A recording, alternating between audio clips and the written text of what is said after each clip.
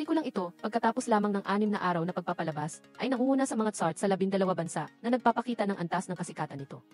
Kaya, ano ang apela ng pelikulang ito? Tingnan natin ito sa pelikula.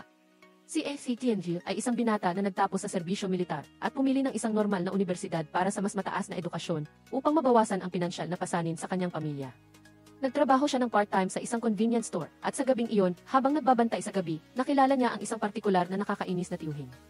Hindi lamang siya nagsasalita ng walang kwenta, kundi nagpaplano pa siyang lumuhod para humingi ng pera. Sa kabutihang palad, ang kaibigan ng tiyuhin ay napakakonsiderasyon at sa huli ay nagbayad siya at pagkatapos ng night shift, humiram si Effie Tianji ng martilyo mula sa manager. Pinaplano niyang umuwi upang isabit ang bagong bilhing palamuting larawan, ngunit sa daan pa uwi, natagpuan niya ang tiyuhin na nakahiga sa isang madilim na eskinita. Sa halip, dali-dali niyang tinawagan ang kaibigan ng tiyuhin upang magtanong, ngunit sinigawan siya at sinabihan na huwag makialam sa mga bagay ng iba, kaya't hindi naging masaya si Effie Tianji. Iginuhit niya ang gitnang daliri. Hindi inaasahang walang sabi-sabi, sumugod siya upang suntukin siya. Noong panahong iyon, patuloy na lumitaw sa isip ni Effie Tianji ang mga alaala ng pambubuli noong nasa militar pa siya, at tinanong niya ang sarili na siya na laging nagtitiis, saan siya nakakuha ng lakas ng loob. Sa gabing iyon, hawak ang martilyo, ibinuhos niya ang lahat ng kahihiyan at galit na matagal nang nakatago dahil hindi ang buhay ay para lamang magtiis. Ngunit sa araw na iyon, saan ko nakuha ang lakas ng loob na iyon, iginuhit ang martilyo at hinampas ito ng isang beses, lumabas ang kalawang at bumagsak siya sa lupa. Ang ulan ay bumuhos ng malakas na para bang nais hugasan ang kaluluwang nakagapos sa mahina. Si Effie Tianji ay tila nagising mula sa isang panaginip, ang takot at panik ay magkasama na ginawa siyang walang alam kung ano ang gagawin. Mula sa malayo, biglang narinig ang tunog ng isang lasing na tawa at walang kamalayan na nais ni Effie Tianji na tumakas. Pagkatapos niyang lumingon, nakita niya ang isang babaeng nakasuot ng dilaw na damit na nakatayo sa dulo ng eskinita. Sa kabutihang palad, siya ay bulag, si Effie Tianji ay pakiramdam ng takot, ngunit pakiramdam din ng swerte na nakikita ang kanyang aso na lumalapit upang amuyin ang lupa. Siya ay natatakot na hindi siya nangahas na huminga ng malakas, at sa kabutihang palad, sa huli ay umalis sila ng kanyang aso. Pagkatapos niyang umuwi, si Effie Tianji ay sumugod sa banyo, binuksan ang gripo, sinusubukang hugasan ang kalawang at ang pakiramdam ng pagkakasala. Ngunit biglang lumitaw sa kanyang isip ang namatay na tiyuhin, sinabi niya na mayroon siyang matandang ina at 3 anak na kailangan niyang alagaan. Tinanong ni Effie Tianji ang kanyang sarili, tao pa ba ako sa paggawa nito? Nagising mula sa bangungot, tiningnan ni Effie Tianji ang madilim na kisam, bigla siyang umupo, bigla siyang natanto, marahil ay iniwan niya ang armas sa pinangyarihan. Ang kriminal na pulis na si Nankam ay dumating sa eksena, at nang makita niya ang 2 patay na katawan sa eskinita, sumimangot siya, ang kamera ay hindi nag-record ng mga pangyayari sa kaso. Makakapasok lamang siya sa convenience store sa dulo ng eskinita, magtanong kung sino ang nagtrabaho sa night shift kagabi, at pagkatapos lamang niyang magsalita, si Effie Tianji na nagtatrabaho sa morning shift ay pumasok. Tinawag ni Nankam si Effie Tianji sa labas at tinanong siya kung may narinig siyang anumang ingay kagabi. Ang puso ni Effie Tianji ay bumibilis, sobrang kinakabahan na hindi siya makapagsalita habang siya ay nag-aalangan. Pagkatapos ay lumapit ang subordinate ni Nankam, si Dong Che, at sinabi na natagpuan na nila ang saksi. Ayon sa pahayag ng saksi, kagabi ay nag-away ang 2 patay na lasing, at sa huli ay nag-away. Ang resulta ng forensic examination ay nagpakita na ang nakamamatay na sugat ni Kwang Han ay tumugma sa Bluetooth speaker ni Bin, habang ang sugat sa ulo ni Bin ay tumugma sa isang ladrilyo. Ang fingerprint ni Kwang Han ay natagpuan sa ladrilyo, at halos matukoy na nag-away sila hanggang sa mamatay. Ang dahilan ng away ng 2 tao ay mabilis na naimbestigahan. Ayon sa pahayag ng asawa ni Kwang Han, nagkakilala ang kanyang asawa at si Bin sa isang construction site, at madalas silang umiinom ng alak sa bahay. Sa paglipas ng panahon, nagkaroon siya ng damdamin para kay Buin, ngunit hindi maaaring balutan ang papel sa apoy, marahil ay nag-away sila dahil dito. Natakot si Effie Tianji sa loob ng 3 araw, hanggang sa narinig niya ang balita na may bagong pag-unlad sa kaso. Ang kanyang Effie ay tumugma sa SFV ng suspect na si Duty sa 2000 at siyam gang-un serial murder case. Nagsimula ang investigasyon sa mga pulis na nagdududa sa pagkakakilanlan ng biktima na si Kim, at sa huli ay natuklasan ng mga pulis sa pamamagitan ng AV testing na natagpuan ang AV ni Buin. Tumugma sa SFV ng salarin sa gang-un serial murder case, at balak sana ni Effie Tianji na sumuko, ngunit narinig niya na siya ay isang wanted criminal na may gantimpala na mahigit 100 milyong won. Kaya tinalikuran niya ang ideya, ngunit hindi alam ni Effie Tianji na ang kanyang bangungot ay malapit ng maging katotohanan sa isang bilya sa mayaman na distrito ng Gangnam. Ang babaeng nakasuot ng dilaw na damit na nakatayo sa dulo ng madilim na eskinita noong gabing iyon ay naglalaro ng bola sa kanyang aso, habang sa ibabaw ng mesa sa ikalawang palapag ay ang martilyo na pumatay kay Buin. Kasabay nito, si Nankam ay nakaupo sa isang silid ng ospital. Nakarinig na tumalon muli ang kanyang ina, ang kanyang ama ay nasa kama sa loob ng higit sa 3 taon, at sa likod nito ay tila may mas malaking lihim at pagsasabwatan. Maraming taon na ang nakalipas, ang ama ni Nankam ay isang kriminal na pulis din. Ngunit pagkatapos ng isang aksidente, siya ay naging isang pasyente sa gulay na nakahiga sa kama sa loob ng mahabang panahon. At si A.C. Tianyu ay nakatakas lamang mula sa isang sitwasyon na halos mamatay. Ang kanyang buhay ay bumalik sa normal nang biglang may isang batang babae na pumasok sa tindahan. Bigyan mo ako ng 2 milyong won, sabi niya. Dapat ay cash. Nagsalita siya ng mga salita na hindi niya maintindihan. Si A.C. Tianyu ay nagtaka at tinanong kung ano ang ibig niyang sabihin at inalis niya ang kanyang salamin. Kalmado niyang sinabi na hindi siya bulag, nakita niya ng malinaw sa gabing iyon, si A.C. Tianyu mismo ang humampas sa martilyo upang patumbahin ang lalaki at ngayon ay mayroon siyang martilyo bilang ebidensya. Nagtanong siya ng 2 milyong won at sinabi na hindi ito mahal, si A.C. Tianyu ay nagulat pagkatapos marinig ito. Agad niyang tiningnan ang kanyang balanse sa account at nalaman na wala siyang 2 milyong won. Hindi maaring i-report ang ganitong bagay sa pulisya dahil mayroon siyang ebidensya sa kanyang kamay, ngunit hindi rin niya maaaring baliwalain ito kung i-report niya siya sa pulisya. Ang natitirang bahagi ng kanyang buhay ay magiging miserable. Walang pagpipilian si A.C. Tianyu, kundi hanapin ang may-ari ng convenience store na nagsasabi na mayroon siyang isang emergency at nais niyang humingi ng 3 buwang sweldo ng maaga. Ang may-ari ay nagmura. Ngunit inilipat pa rin ang pera kay A.C. Tianyu. Si A.C. Tianyu ay pumunta sa kanyang bahay ayon sa kasunduan, gumawa siya ng kape at ipinakilala ang kanyang sarili bilang si Duty. At pagkatapos ay inilabas ni A.C. Tianyu ang pera. Binilang ang bawat tala at inilagay ito sa mesa. Tumango si Duty.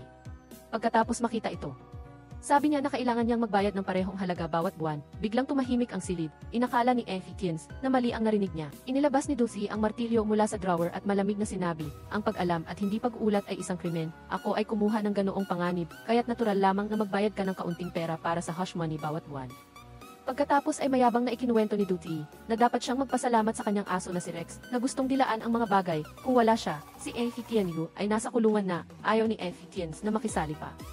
Kinuha niya ang martilyo, lumiko at lumakad patungo sa pinto. Ngunit dahan-dahang sinabi ni Duty ang pangalan ng universidad ni A.C. Tianyu, ang kanyang address sa bahay, at ang kanyang pamilya. At tinanong niya si A.C. Tianyu kung nais pa niyang magtapos.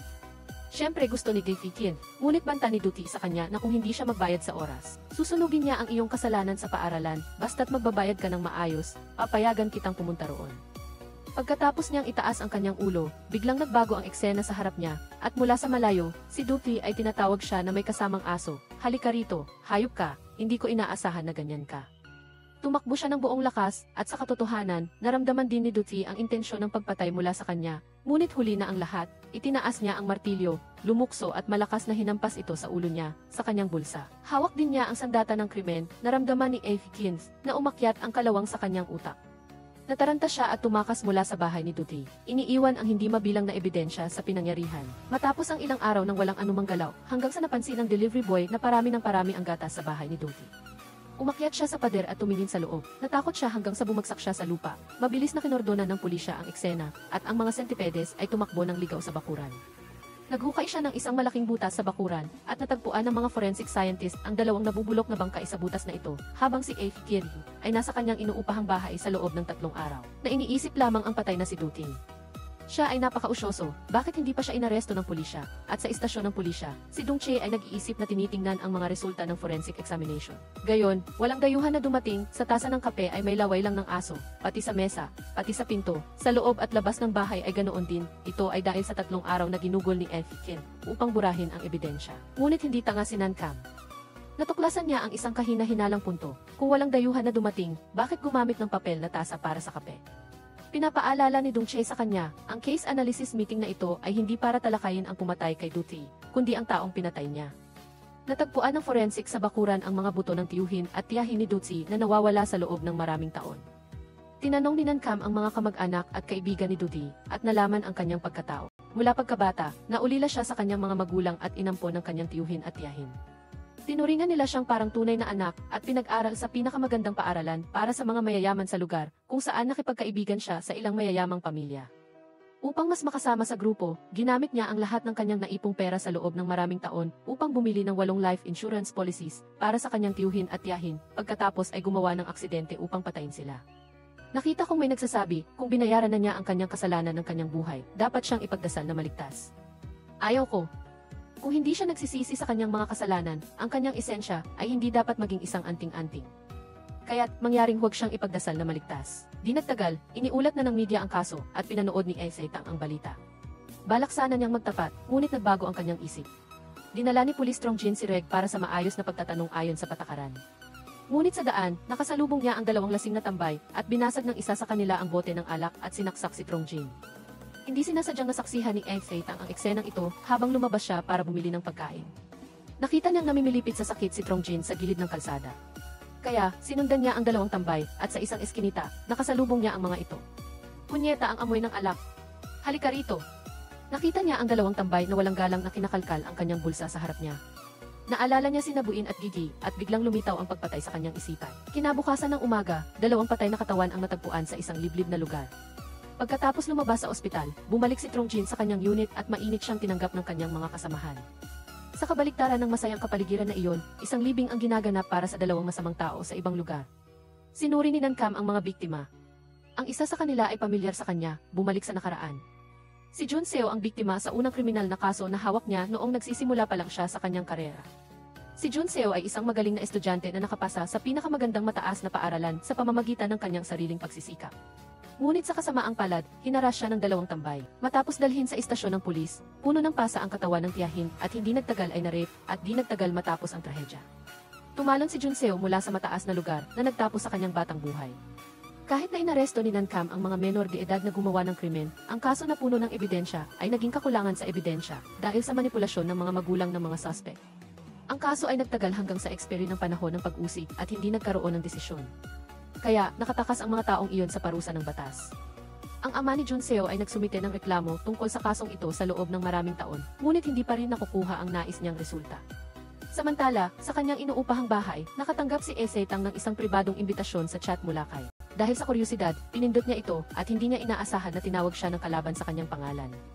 Natakot si Esetang at agad na isinara ang epi. Hindi nagtagal, nagpadala ang kartero ng isang liham, binuksan ito ni Esetang at nakita niyang ito ay isang supwena na ipinadala ng korte. Dati, kinuha niya ang 3 buwang advance na sahod, ngunit pagkatapos mangyari ang unang kaso, hindi na siya pumasok sa trabaho. Kaya, sinampahan siya ng kaso ng may-ari ng convenience store para sa pandaraya. Nakita rin ni Nankam ang abisong ito. Sa nakalipas na mga araw, sunod-sunod na naganap ang 3 pagpatay. Gumugol siya ng 1 linggo sa panonood ng mga kamera at natuklasan na lumabas si Esetang sa mga pinangyarihan. Nagdudulot ito ng pagdududa sa mga tao. Pagkatapos nito, pumunta si Dongche sa ama ni Jun Seo upang alamin ang tungkol sa panggagahasa noon. Sa kabilang dako, nag-isip si Esetang sa loob ng 1 linggo. Sa pagkakataong ito, wala na siyang dahilan upang tumakas. Inipon niya ang mga sandata, inilagay ang mga ito sa isang bag, at tumawag sa istasyon ng pulisya.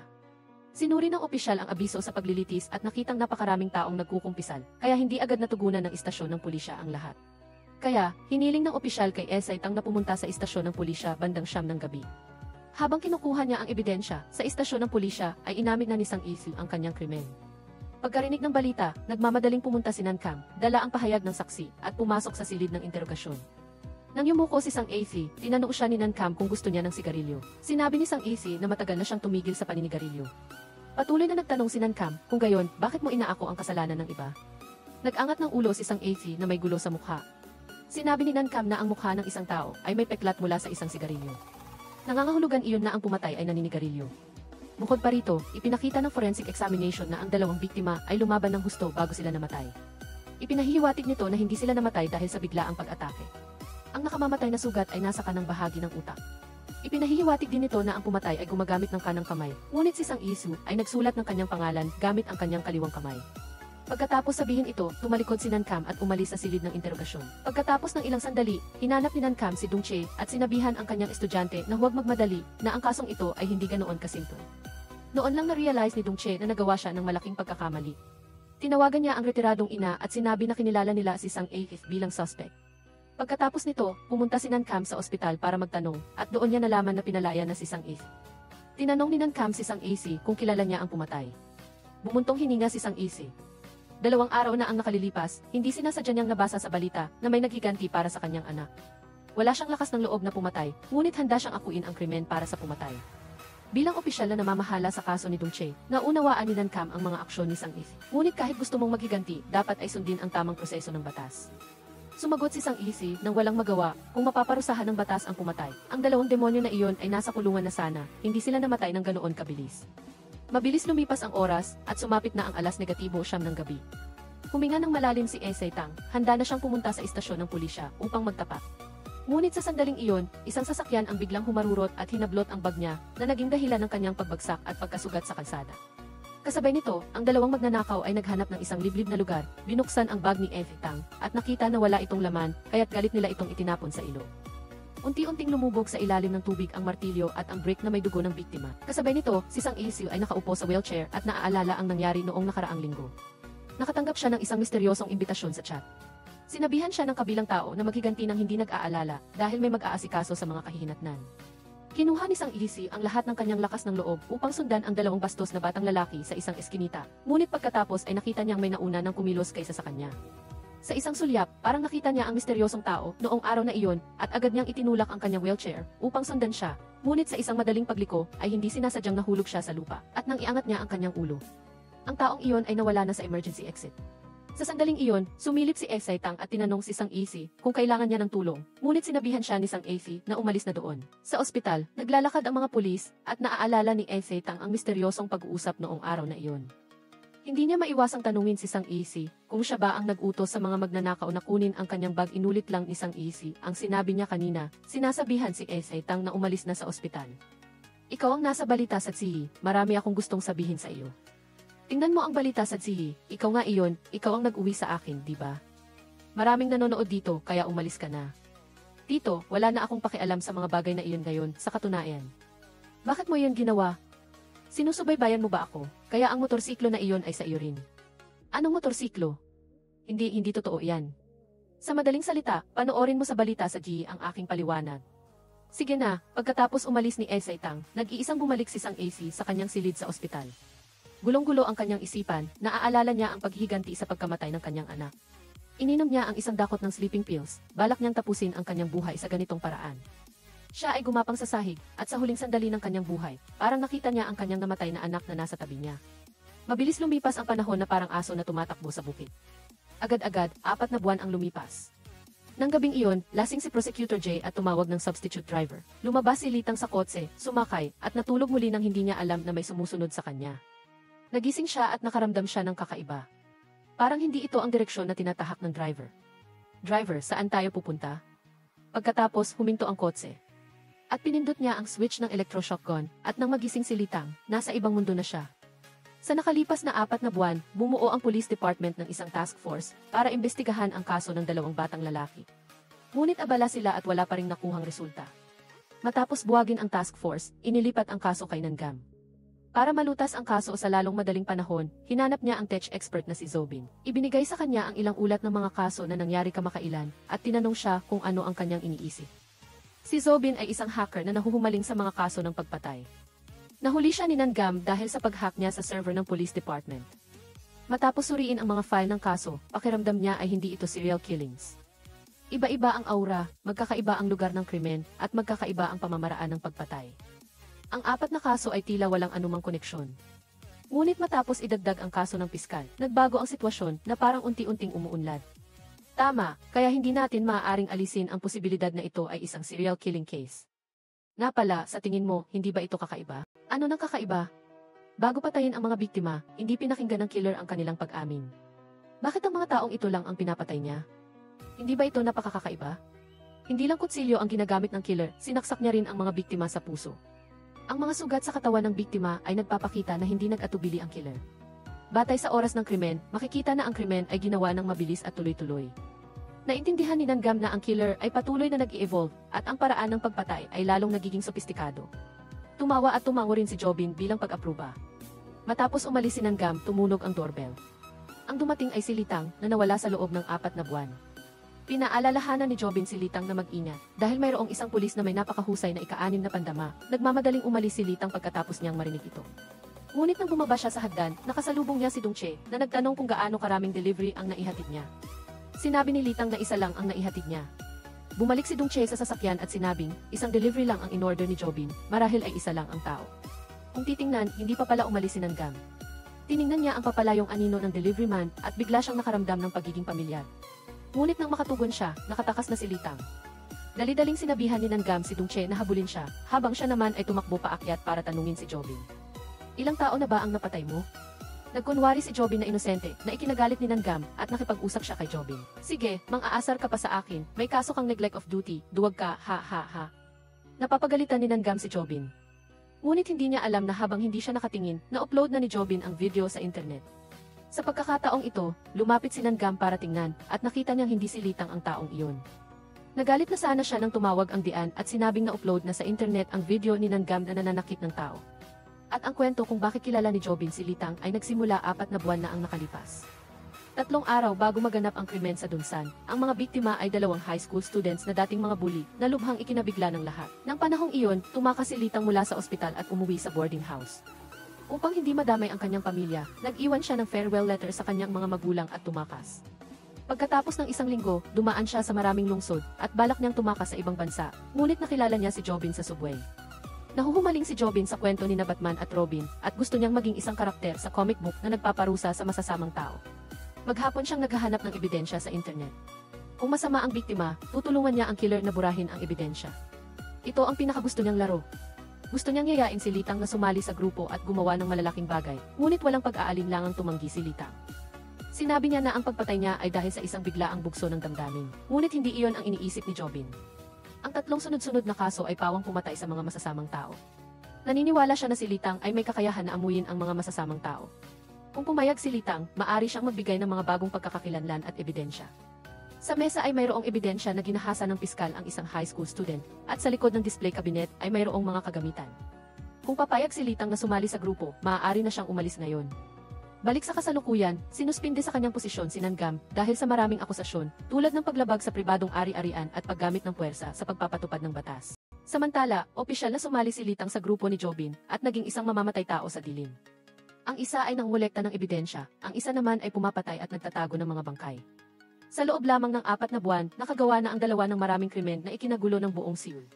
Para mas maitago ang kanyang sarili, naghanap si Litang ng trabaho sa isang supermarket sa probinsya. Isang araw, may isang babae na nagngangalang Gung-a na binabastos ng isang customer at tinulungan siya ni Litang. Nang gabing iyon, habang nag-uusap si Gung-a at Litang sa kanilang night shift, natuklasan nilang marami silang pagkakapareho, tulad ng pagiging magkapareho ng edad at parehong galing sa ibang lugar, at nang tanungin tungkol sa kanilang nakaraan, palagi nilang iniiwasan ang paksa at inilalayo ang sarili sa ibang tao. Sa simula, walang sinabi si Litang, ngunit nararamdaman niya na nakita na niya si Gung-a sa isang lugar. Napangiti siya ng mapait at sinabing maraming lalaki ang nakakita sa video niya. Ang video ay kumalat online at ito ay isang adult video. Nang marinig ito, itinapon ni Litang ang sigarilyo sa kanyang kamay at umalis ng nahihiya. Kinabukasan, pumunta ang ina ni Gung-a mula sa Seoul para makipagkita sa kanyang anak sa isang restaurant. Sinubukan niyang kumbinsihin si Gung-a na umuwi, ngunit nakuha ng isang lalaki ang atensyon ni Gung-a. Pagkatapos mangyari ang insidenteng iyon, hindi niya matanggap ang tingin ng mga lalaki. Sinabi niya sa kanyang ina, huwag mong hayaang lumapit ang taong iyon. Kung hindi, mag-aaway siya.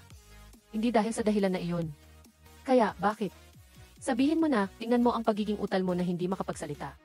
Nakikita kitang pamilyar kaya tinitingnan kita. Ako ito. Ako ang nasa video na iyon. O hindi iyon ang ibig kong sabihin. Nag-aral ka ba sa Konsong Elementary School noon? Ikaw ba si Inson? Ako si Sang Minmi. Naalala ko na mayroong maliit na tindahan ng merienda ang nanay mo sa tabi ng gate ng paaralan noon. Mukha kang kaklasiko, kahit na nagkaroon ng gulo, nang magkita kayong muli, natural pa rin kayong nag-uusap. Natuwa ang nanay ni Gung-a na nakitang nakikipag-usap ang kanyang anak sa kanyang kaibigan, kaya umalis siya sa restaurant nang mas maaga at sinabi kay Sang Min na ihatid si Gung-a pauwi. Nang makarating sila sa ibaba, gusto niyang hingin ang numero ni Gung-a, ngunit tinanggihan siya nito. Ngunit pagkalipas ng ilang araw, nakatanggap ng tawag si Gung-a mula kay Sang Min. Ang unang sinabi niya ay na-blackmail siya dahil sa pakikipag-usap ng bastos sa ibang tao. Sa simula, ayaw makipagkita ni Gung-a, ngunit nang maisip niya ang kanyang sitwasyon, nagpa siya pa rin siyang makipagkita sa kanya ng isang beses. Ang sitwasyon ni Sang Min ay mas malala pa kaysa sa dati. Sinabi niya na dahil sa pagkatalo niya sa isang laro ng truth or dare sa kanyang mga kaibigan, hinubad niya ang kanyang damit para sa kanyang dangal, ngunit hindi niya inaasahan na mahuhulog siya sa isang bitat. Ngayon, nawalan na siya ng trabaho at kasintahan at ayaw na niyang mabuhay. Inalo siya ni Gung-a.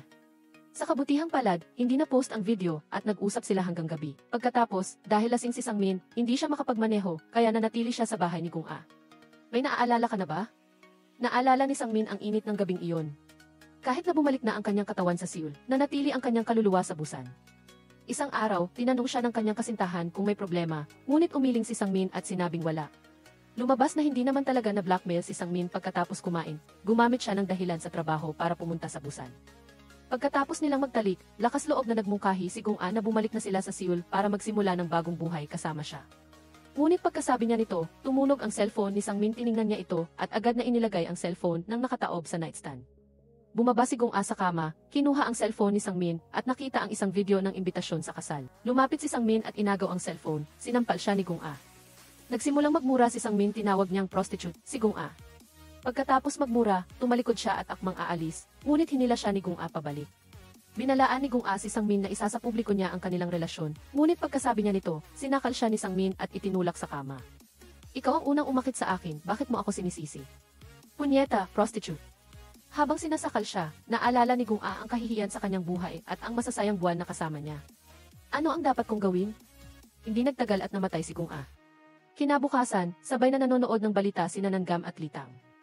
Isang sunog ang naganap sa isang lumang apartment complex at isang babae ang namatay sa loob ng bahay. Mabilis itong kumalat sa supermarket habang nag-uusap-usap ang lahat. Napansin ni Litang na may lalaking nakatitig sa kanya. Pagkatapos niyang dumaan sa isang linya ng estante, sumunod pa rin ito, kaya iniwan ni Litang ang trolley at mabilis na tumakbo papunta sa pangunahing pinto. Bilang resulta, nabangga niya si Nankam, tumakbo siya ng mabilis, tumakbo ng dire-diretso sa bodega. Nang malapit na siyang makalabas, biglang may sumulpot na paa na nagpatumba sa kanya. Lumingon si Litang, narinig niya itong nagsabi, hindi malinis ang kaso sa malalim na eskinita, ganoon din ang kaso ni Guon, ang kaso sa kuda ay gawa mo. Hindi pa tapos magsalita, mula sa malayo ay may narinig na mabilis na yabag, tumayo si Litang at tumakbo palabas ng bodega. Sumunod ito, nang dumating si Nankam, pareho na silang nawala. Kinaumagahan, umuwi si Sang-min mula sa trabaho, nakita niya ang isang lalaking nakaupo sa harap ng pinto. Inilabas niya ang kanyang AE card mula sa kanyang bulsa, nakasulat dito si Song Pi-rae ng Criminal Investigation Team. Lumunok siya at inimbitahan ang lalaki sa loob ng bahay. Diretso si Song Pi-rae, na nagtanong tungkol sa kaso ni Kung I. Inamin ni Sang-min na pumunta siya sa Busan. Inamin din na nakipagtalik siya kay Kung I. Ngunit hindi niya inamin na pinatay niya ito. Nag-alok si Sang-min na humingi ng search warrant, ngunit sinuntok siya ni Song Pi-rae 2 beses at bumagsak sa sahig. Nakatanggap si Litang ng tawag mula kay Zobin, sinabi niyang siya ay nalantad, ang pulis na si Nankam ay sumunod sa Busan. Sinabi ni Zobin kay Litang na huwag mag-alala, may plano na siya noon, at bumalik siya kay Song Pi-rae. Marami na siyang ibinigay kay Sang-min pagkatapos noon. Binabasa ni Song Pi-rae ang nakasulat na pahayag ni Sang-min na pansin niya na isinulat lamang ni Sang-min ang proseso ng pagpatay, hindi ang dahilan ng pagpatay, ngunit ngayon ay huli na para magsisi. Pinatay na niya ang tao, bulong ni Song Pi-rae, pagkatapos linisin ang pinangyarihan. Naglagay siya ng ilang tangke ng gas sa electric stove, at nang lumabas siya ng pinto, saktong nakasalubong niya ang grupo ni Nankam. Kumatok ng paulit-ulit ang grupo ni Nankam, ngunit walang sumagot. Tumawag sila sa management office, at sinabing nawala ang susi, habang dumating si Dongche sa harap ng bahay ni Sang-min. Kumatok siya ng paulit-ulit, ngunit walang nagbubukas ng pinto. Kaya inilagay niya ang kanyang kamay sa pinto upang makinig sa loob, at pagkatapos ay sumabog ang tangke ng gas. Nahulog ang mga tao sa lupa. Sa sandaling iyon, dumating si Dongmin sa bahay at nakita si Song Pi-rae na nakaupo sa upuan. Hindi pa siya nakakapagsalita, binugbog na siya ng husto. Dating magkasama ang dalawa, ngunit pagkatapos ay tumakas si Song Pi sa ibang bansa, kaya hindi na sila nagkita muli. Matapos may buhos ang galit, bumalik si Song Pi sa upuan, sinabi niyang ibigay ni Dongmin ang contact information ni Tang. Nagsinungaling si Dongmin, sinabi niyang tumakas na si Tang, at hindi na rin niya ito makontak. Binigyan ni Song Pi si Dongmin ng 3 araw, sinabi niyang iset up ni Dongmin ang isang pulong ni Tang sa isang itinalagang lugar. Pagkatapos magsalita, tumayo si Song Pi at lumakad patungo sa pinto, ngunit biglang kumuha si Dongmin ng pamalo at inatake siya mula sa likod. Ngunit sa kasamaang palad, nabigo siya at sa ospital, nagpalit si Dongche ng ibang damit. Nakatanggap siya ng mensahe mula kay Dongmin na sinasabing pumunta siya sa bahay. Ngunit pagdating niya sa pinto, nakasalubong niya si Song Pi at bago pa man siya makapagsalita, binalibag na siya ni Song Pi gamit ang shoulder tackle. Pagkatapos ay itinapon siya palabas ng bintana. Kinaumagahan, nagmadali si Nankam sa istasyon ng pulis, dinala ni Dongmin ang impormasyon tungkol kay Song Pi. Iminungkahi niyang makipagtulungan kay Nankam upang dalhin si Song Pi sa korte. Nakarinig ako ng banggaan sa labas, kaya lumabas ako para tingnan. Pagkatapos ay natuklasan kong nakahandusay ang criminal investigator sa lupa, hindi ko nakita ang suspect. Sinabi ko ang mga bagay na ito sa iba pang mga criminal investigator, linawin mo ito bago kita patayin. Sa sandaling ito, nakatayo si Song Pi sa bubong. Para turuan ang dalawang walang galang na kabataan sa matatanda, ngunit hindi niya alam na ang dalawang kabataan na ito ay may malaking pinanggalingan. Malaki ang pressure sa paglutas ng kaso, at ang bagong appointed na department head na si Muon ay hinanap si Nankam at nag-alok ng kondisyon para maibalik sa trabaho. Ngunit sa kondisyon na kailangang malutas ang kaso sa loob ng isang takdang panahon, hindi nag-isip ng 2 beses si Nankam, at pumayag kaagad dahil gusto niyang maghiganti para kay Dongbi. Para mapuksa si Song Pi, mag-isa si Dongmin na pumunta sa Fuelvis Corporation, at inilipat ang impormasyon tungkol kay Song Pi. Sa sandaling iyon, nakatanggap siya ng tawag mula kay Tian. Tinanong kung anong klase talaga si Song Pi. Pagkatapos matanggap ang tawag, nagpanik si Dongmin at tumakbo sa ibang lugar para makinig. Hindi mo kailangang mag-alala tungkol sa libro. Alam ko ang gagawin ko, susundin ko ang aking plano, aayusin ko ang lahat, kailangan mo lang magtago, huwag kang mag-alala. Tinanong ko siya, anong klase talaga siyang tao? Nang marinig ang tanong ni Effie Kiev, naalala ni Dongmin ang eksena kung saan binugbog ni Song Bi si Kon sa kalye 1 taon na ang nakakaraan. Dahil noon, gusto niyang baguhin ang mundo, ikaw ay isang tao na kailangan ng mundong ito. Sama-sama tayong humingi ng hustisya para sa mundong ito. Ano sa tingin mo? Sa sandaling iyon, umiyak si Song Pi-Thes pagkatapos marinig iyon at bumalik sa kasalukuyan, nag-alok si Effie Kien na makipagkita kay Song Pi. Agad na naisip ni Dongmin ang isang plano. Nang gabing iyon, sinundan ni Effie Kien ang mga tagubilin ni Song Pi-Thes patungo sa isang inabandonang nightclub. Dumating si Song Pi upang akitin siya. Gusto niyang sumunod sa kanya si Effie Kien. Habang nag-uusap ang dalawa, gamit ang lokasyon, dinala ni Dongmin ang mga tao mula sa Fu-Un Corporation sa nightclub. Tinanggihan ni Effie Kien ang alok ni Song Pi. Sinabi niyang may kasama na siya. Iwinagayway ni Song Pi ang kanyang kamay. Sinabi niya kay Effie Kien na huwag nang maging inosente. Sinabi niyang traidor si Dongmin na ipinagkanulo siya dahil lang sa isang pagkatalo. Kinailangan kong tumakas sa ibang bansa, mahigit 1 taon akong nagtago bago bumalik. Tinanong ni Effie Kien si Nankam kung bakit siya pumatay ng mga tao. Sabi ni Song Pi, mahigit 10 taon akong naging criminal investigator. Hindi ko na mabilang ang dami ng masasamang tao na nahuli ko. Pagkatapos ay nakita ko ang mga mahihirap na tao na sinentensyahan ng kamatayan, habang ang mga mayayaman ay nakatakas sa parusa ng batas, sa halip na mag-aksaya ng oras na walang nangyayari. Mas mabuting gumamit ng sariling parusa para maisakatuparan ang hustisya. Pagkatapos magsalita, tinapik niya sa balikat si Effie Kien, at sinabi sa kanya na pag-isipan niyang mabuti ang kanyang alok, ngunit nang tumalikod siya para umalis. Mabilis na kinuha ni Effie Kien ang isang bituin upang umatake mula sa likod. Ngunit nabagsak pa rin siya sa lupa. Sa sandaling ito, umasok ang mga tao mula sa Fu-Un Corporation. Sinamantala ni Effie Kien ang pagkakataon na tumayo at tumakbo ng magulo palabas ng nightclub. Sumunod sa amin, paano naman ang batang ito? Sino ang basurang ito? Hahayaan mo lang ba siyang umalis? Hinarap ang napakaraming tao. Ngunit hindi natakot si Song Pi. Siya ay parang isang uhaw na hayop, inilabas ang isang baril na puno ng paputok. Mag-isa siyang sumugod upang lumaban, sa gitna ng maraming pamalo, umatras si Song Pi habang nakikipaglaban. Mayroon lamang siyang 6 na bala, ngunit hindi siya nag-aksaya ng isa man, isa-isang bumagsak ang mga tao mula sa puon. Patuloy na umaatake si Song Pi, at sa wakas ay ginamit ang isang totoong bala upang tapusin ang labanan. Pagkatapos ng paglaban ay nagtanong siya. Doon niya lang nalaman kung sino ang kanyang kinalaban nang dumating ang Special Police Force. Nawala na si Song Bi. Kinaumagahan ay sinuri ni Nankam ang kamera at natuklasan ang pagkakakilanlan ng lahat ng pumasok at lumabas ng nightclub. Bukod kina Dicky Kien at Sobin, kasama rin ang dating kakilala niya, si Song Pi-ran. Nag-aalala siya na kung aalis siya, hindi na siya makakabalik. Sinabi ni Sobin, mayroon na akong plano, aalis lang ako para magtago ng ilang sandali at babalik ako kapag humupa na ang lahat. Walang magiging problema, ngunit sa panig ni Song Pi, nagkaroon ng problema. Hindi nahuli ni Song Pi ay ang presidente ng Fu-Un Corporation, narinig lang niya ang sigaw ng presidente. Pagkatapos ng isang friendly exchange, nalaman niya ang kinaroroonan ng presidente. Lumalabas na dahil nawala ang kanyang apo, naghanap ang presidente ng isang batang babae na kapareho ng edad ng kanyang apo. Para mahanap ang kaaliwan, dahan-dahang tumayo si Song Pi mula sa sofa. Sinabi niyang pumatay si Fu-Un ng tontoneladang tao sa pagdemolish, iniisip ang mga pamilya ng mga biktima. Nararamdaman niyang kailangang lutasin ang problema mula sa ugat nito. Pagkatapos niyang magsalita, may narinig ng sigaw mula sa presidente sa labas, humihingi kay Song Pi na buksan ang pinto. Inulit ni Song Pi, sinabi niya kay Nankam na huwag gumawa ng anumang bagay. Kung kukunin niya ang kanyang beer opener, kahit na dumating ang isang Diyos, hindi maililigtas ang matandang lalaki. Sinabi ni Nankam kay Song Pi na gawin na ito. Nangako lang siya na lulutasin ang kaso sa loob ng isang takdang panahon, hindi niya ipinangako na ililigtas ang buhay ng matandang presidente. Tiningnan ni Song Pi si Nankam, at habang tinitingnan niya ito, mas lalo siyang naging pamilyar, at pagkatapos ay natuklasan niyang matagal na silang magkakilala. Pinustahan niyang hindi maglalakas loob si Nankam na barilin siya, itinaas ang kanyang kamay at binaril siya, ngumiti siya ng malapad. Sinabi niya na noon ay sinira niya ang ulo ni Nankam, dahan-dahang lumapit si Nankam, patuloy na nanginginig ang kanyang kamay na may hawak na baril, biglang inilabas ni Song Pi ang beer opener. Agad na sumunod ang pusa, bumagsak ang presidente sa sofa, nanginig ang kanyang katawan, agad na sumugod ang bagong katulong upang hilahin si Nankam. Nahuli naman si Song Bi sa pinangyarihan, habang ang dalawang magkapatid ay nasa ibang lugar na nakahiga sa kotse, bawat isa ay may sariling iniisip. Walang makatulog, mahinang nagsalita si Jobin, maraming taon na ang nakakaraan sa isang umaga, nagising siya at binuksan ang pinto tulad ng dati. Nakita niya ang kanyang mga magulang na nakahandu sa isasala. Hindi pa rin niya makalimutan ang baho ng pusa. Sabi ng pulis may pumasok sa bahay at ninakaw ang kanilang mga ari-arian, tapos pinatay ang kanyang mga magulang. Gusto niyang maghiganti, pero limitado ang kanyang kakayahan, hanggang sa nakilala niya si Song Bi. Iyon ang pinakamatapang na ginawa niya sa kanyang buhay. Sa sasakyan naman ng pulis na nagdadala ng kriminal, humiling si Song Bi-re na luwagan ang posas, pero hindi siya sinagot ng pulis. Pagkatapos, tinanggal niya ang kanyang mga guwantes na nagpakita ng kanyang mga kamay na payat na parang tuyong sanga ng kahoy. Habang humihingal, sinabi niyang may diabetes siya at mataas ang kanyang presyon. Kung mananatili siyang nakaposas, mamamatay siya sa pagka-suffocate bago pa sila makarating sa istasyon ng pulis.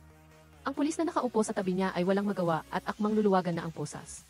Ngunit habang yumuyuko, kinagat siya ni Song Bi-re sa liig at bumagsak ang pulis na nakaupo sa passenger seat. Pero ginamitan siya ni Song Bi-re ng siko para patumbahin sa upuan at nagkagulo kaagad sa loob ng sasakyan. Para siyang ligaw na kabayo na nawalan ng kontrol at nagsimulang umindayog ang sasakyan. Pagkatapos bumangga sa gilid ng kalsada, tumaob ito sa kalsada. Ang dance floor war god ay gumapang palabas ng sasakyan at dinala ang kanyang baril na nag-iisa para mawala sa dilim. Paglabas ng araw, ang magkapatid ay pumunta patimog sa probinsya ng Jeollanam. Balak nilang tumakas papuntang ibang bansa mula rito. Habang nag-aalmusal, may balita sa TV na ang serial killer na si Song Bi-re ay nahuli kagabi at pinatay ang 2 pulis habang inililipat at nakatakas. Bago pa man sila magulat, nakita na nila ang kanilang larawan. Inilista ng pulis ang 3 sa kanila bilang miyembro ng isang criminal organization. Nagmadali ang 2 na umalis sa almusalan. Nakipag-ugnayan si Zobin sa 2 lokal na miyembro ng gang. Nagbibigay sila ng all-inclusive na serbisyo para sa pagpapatakas ng tao sa ibang bansa. Pagkatapos magkasundo sa presyo, nagmaneho siya at si A. Higgins papunta sa pantalan. Habang nasa daan, nakatanggap ng tawag si Zobin mula kay Song Bi. Tinanong ni A. Higgins kung sino ang tumawag. Nagsinungaling si Zobin at sinabing bangko na naniningil ng utang sa credit card. Nagpark si A. Higgins sa terminal ng bus. Ngayon sila ay wanted. Ang plaka ng sasakyan ay peke. Mahaharang sila sa expressway.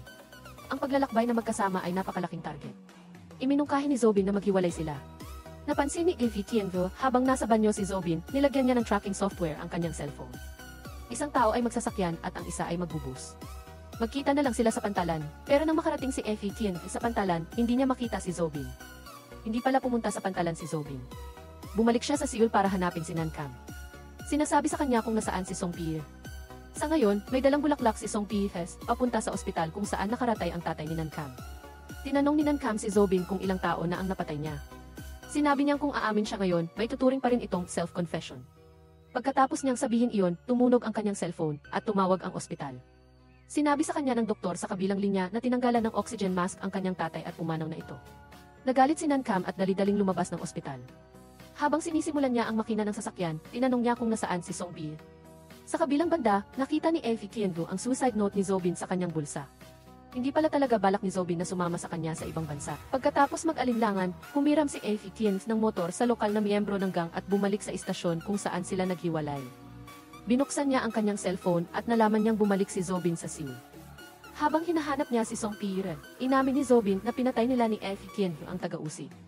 Pero may dahilan ito at binuksan niya ang isang video. Sinabi niyang nahanap niya ito sa cellphone ng taga-usi. Itinumba niya ang kanyang bisikleta at kinalagkad niya si Zobin palabas ng sasakyan.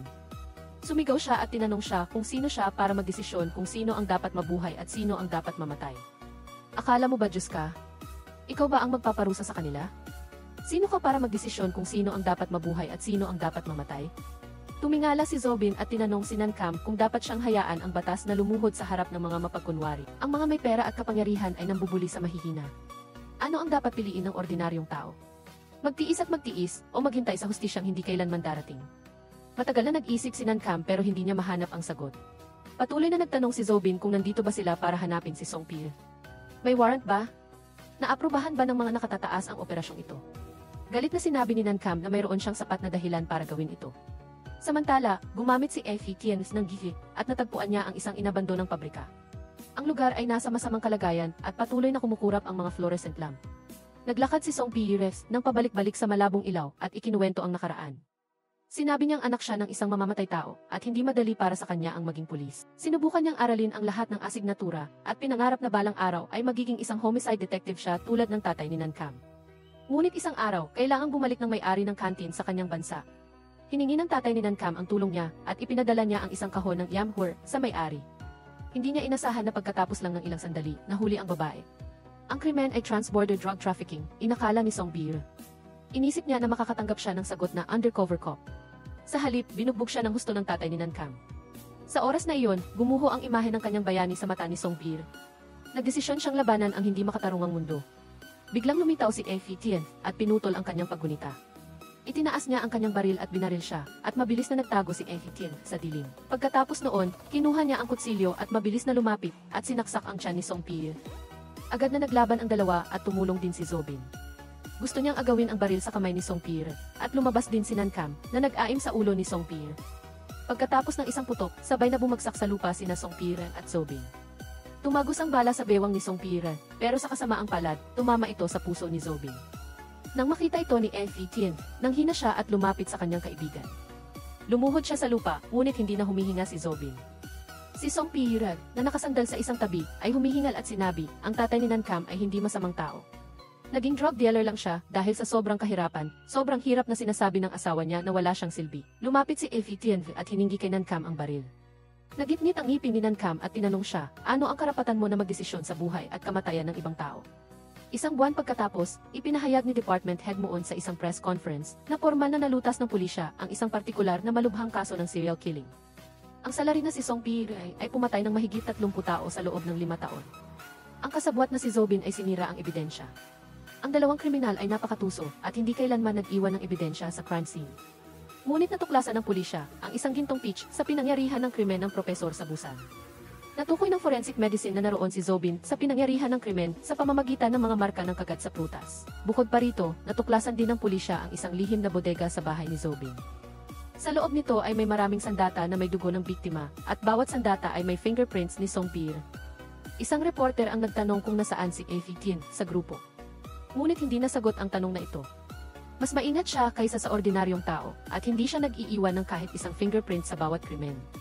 Paano niya ito ginawa, ngunit nakahanap pa rin kami ng isang mahalagang clue. Kahit gaano kaingat ang isang tao, mahirap pa ring maiwasan ang mga pagkakamali. Buti na lang, o siguro masamang balita, na umulan ng malakas sa araw na iyon, kaya't walang natagpo ang anumang traces sa simula. Pero sa isang mapaglarong twist ng kapalaran, nag-iwan siya ng mga marka ng kagat sa pinangyarihan ng krimen, ang suspect ay namatay dahil nasunog ang katawan ng suspect. Kaya walang ibang mga clue na natagpuan sa pinangyarihan, pero may isang bagay na pwedeng i-restore. Iyon ay ang mga ngipin, hindi ko alam kung posible ba ito. Hindi ko pa ito nasubukan, ikaw lang ang makakagawa nito. Ang ngipin ng suspect sa kaso ng pagpatay kay Professor Joe ay halos kapareho ng kay Zobin. Kahit na mangyari ang mga bagay ayon sa iyong plano, ano ang mapapala ko? Hustisya, baka mamatay ako kahit na medyo takot ako. At saka, kahit na pinlano ko ang lahat, isa lang akong assistant. Masasabi lang na ito ay kakayahan ni Efi. Lumipas ang 3 taon mula sa kasong iyon. Namimili pa rin si Nankam ng isang kahon ng chewing gum tulad ng dati. Biglang may isang breaking news sa GE. Ang kakaibang pagkamatay ni Biktima Kim noong nakaraang buwan ay natuklasan na siyang pangunahing suspect sa isang kidnapping 13 taon na ang nakakaraan. Inimbestigahan ng pulisya at natuklasan na ang EFE ni Biktima Kim ay tumugma sa STE ng suspect sa kidnapping case noong taon na iyon at tumugma rin sa STE ng pangunahing suspect sa kidnapping at murder case sa Dangyang District. Dito nagtatapos ang kwento ng pelikula. Kung nagustuhan mo, huwag kalimutang i-like, i-share, at i-follow ang channel.